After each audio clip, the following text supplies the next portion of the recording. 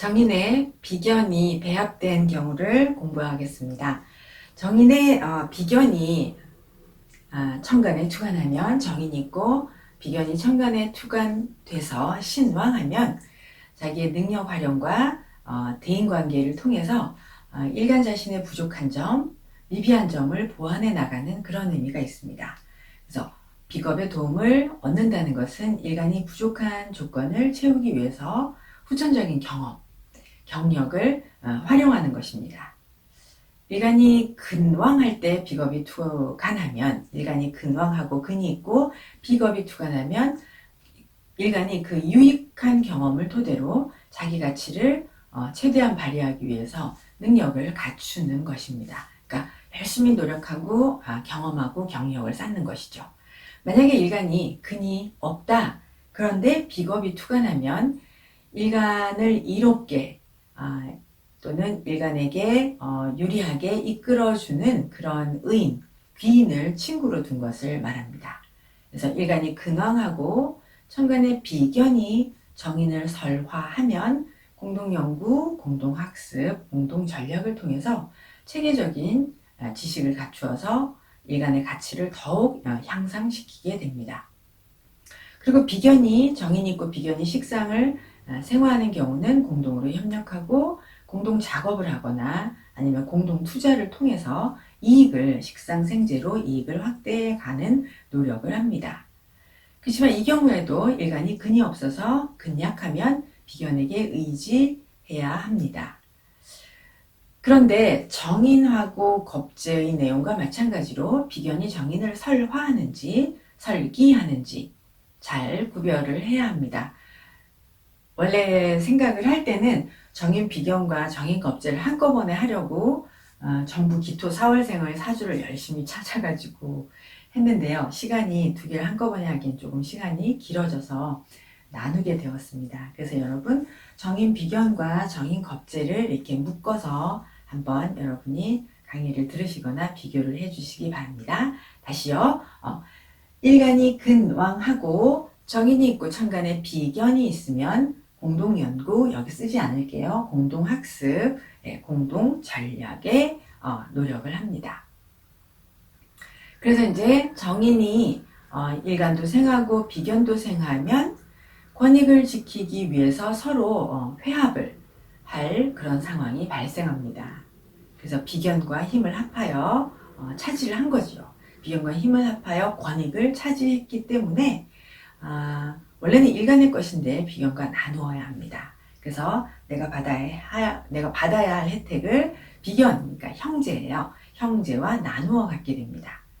겁재는 이복 형제와 같다고 했는데 비견은 형제라고 표현을 하였습니다. 고전에서요, 원전에서요.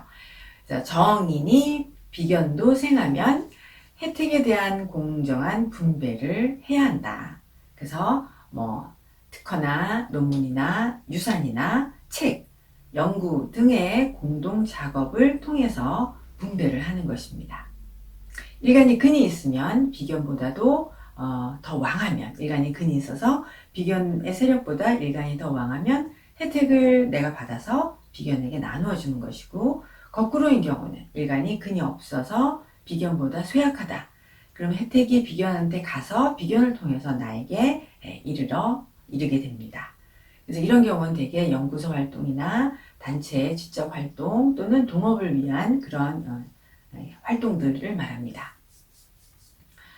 경우에 따라서는 정인이 일간을 불생하는 경우도 있어요. 그리고 비견을 생하면 그 권익을 지키기 위해서 공동 목적을 위해서 서로 회합을 합니다. 서로 화합을 하는데 이럴 때는 정인이 일간은 생하지 않고 비견을 생하는 경우요. 그러면 정인이 일간을 생하지 않았다는 것이니 내가 배운 것이 없는 겁니다.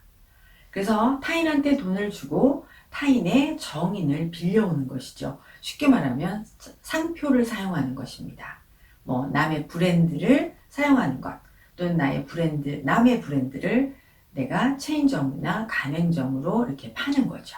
그래서 내가 나만의 정인이 없으니까 비견이 정인이 비견을 생하면 일간을 생하지 않고, 나는 지식이 부족하니 비견의 지식, 타인의 것을 돈을 주고 타인의 정인을 빌려서 내가 쓰는 것입니다. 그래서 여기에서 사주는 신의 계사, 기미, 기사. 여러분 이제 사주가 전부 음으로 되어 있어요. 그죠? 그렇지만 양의 계절에 태어났고, 예. 이분은 일단 먼저 경력을 말씀드리면 서울대 공대를 나왔고, 박사과정을 했고요. 그래서 서울대 융합기술연구소의 연구원으로 있습니다. 4월이니 정인격이죠. 그러면 지금 이 상황에서 정인이 쇠약한가를 생각해 봐야 되는데, 4월 달에 정인이 천간에 투관하지 않았지만 기사시에 났으니, 예, 태양이 훤할 때, 태양의 열기가 강할 때 태어났습니다. 그러니 정인이 왕하다고 판단을 합니다. 그리고 비견이 정인을 설화합니다. 설화하니 공동연구입니다. 이분은 이제 계속 학교에 남기를 바라고 있어요. 그래서 정인이 사주에는 정관이 이렇게 해중에 있기는 하지만 정관이 투관하지는 않았죠. 그래서 이 사주의 천간으로 보면 비견이, 그러니까 일간과 비견이 식상을 생해서 식상생재를 하는 거잖아요. 그러면 이것은 공동협력, 공동작업입니다. 정인이 식상으로 유기한 것이죠. 그래서 토생금, 금생수 이렇게 해서 식상으로 유기하니 이렇게 정인이 식상으로 유기하면 산학협력입니다. 그래서 이분은 이제 산학협력으로 이분이 이과이고 연구소에서 프로젝트 같은 거를 해서 이제 산학협력을 해서 돈을 벌어들일 것입니다. 그래서 가르치는 일도 당연히 할 것이고 정인과 식상이 식상생재로 있으니 이분은 이제 계속 산학협력으로 연구도 하고 그것을 활용하고 이렇게 살아갈 것이라고 생각이 됩니다.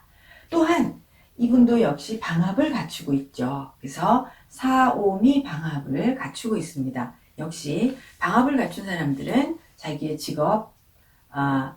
직업을 환경을 활용할 수 있고 그 다음에 조직 내에서 직업 활동을 할 수 있습니다. 근데 이분은 방합이 있는데 방합에 상충이 있죠. 그러면은 방합이 있고 방합에 상충이 있으니 이분은 자기의 직업 활동을 하는데 변화가 발생할 것이고 그 변화를 통해서 계속 발전해 나아가야 할 것이다 라는 것을 예고하고 있습니다. 그러니까 한 곳에서 끝까지 직업 생활을 하는 것은 아닐 것이다. 방합이 있어서 이분이 환경과 조직에서 직장 생활을 할 수 있지만 직업 활동을 할 수 있지만 그 환경이 사해가 충이 있으니까 월지를 충하고 방합을 충하고 있으니 자기의 직업 환경이 변화가 있을 것이다 라고 생각을 되는 것이죠. 그래서 변화를 통해서 점점 발전할 것으로 생각이 됩니다. 이렇게 해서 비견이 정인을 설화해서 공동 연구하고 정인이 식상으로 유기해서 산학협력을 하는 사주를 살펴보았습니다. 여러분 감사합니다.